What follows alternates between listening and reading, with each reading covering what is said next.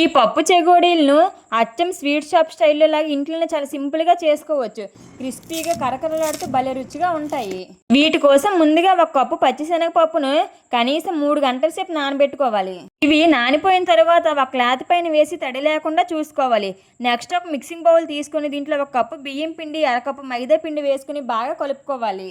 ఇప్పుడు స్టవ్ పైన కళాయి పెట్టి దీంట్లో ఒక కప్పున్నర వాటర్ వేసుకొని దీంట్లో ఒక స్పూన్ సాల్ట్, ఒక స్పూన్ కారం, 2 టేబుల్ స్పూన్లు ఆయిల్ వేసుకొని వాటర్ బాగా మరిగిపోయిన తర్వాత ఈ పిండి అంతటిని వేసుకుని బాగా కలుపుకున్న తర్వాత ఇప్పుడు స్టవ్ ఆఫ్ చేసుకుని ఈ పిండిని 10 నిమిషాల పాటు పక్కన పెట్టుకోవాలి. 10 నిమిషాల తర్వాత ఈ పిండి అంతటిని చేత్తో బాగా ఒత్తుకోవాలి. ఇప్పుడు కొద్ది కొద్దిగా పిండి ముద్దను తీసుకుని చేత్తో ఇలా రోల్ చేసుకోవాలి. ఇలా రోల్ చేసుకున్న తర్వాత మనం నానబెట్టుకుని పచ్చిశనగపప్పుని వీడియో క్లిప్లో చూపిస్తున్నట్లు వేసుకొని లైట్గా ప్రెస్ చేస్తూ రోల్ చేసుకోవాలి. ఇలా చేసుకున్న తర్వాత ఈ అంచులు రెండింటిని దగ్గరగా నొక్కి పెట్టుకుంటే చెగోడీల షేప్ అనేది వస్తుంది. ఇలా అన్నిటినీ చేసుకున్న తర్వాత వీటిని ఆయిల్లో వేసుకొని మంటను మీడియం ఫ్లేమ్లో పెట్టుకుని నిదానంగా వేయించుకుంటే పప్పు చెగోడీలు రెడీ అయిపోయినట్లే.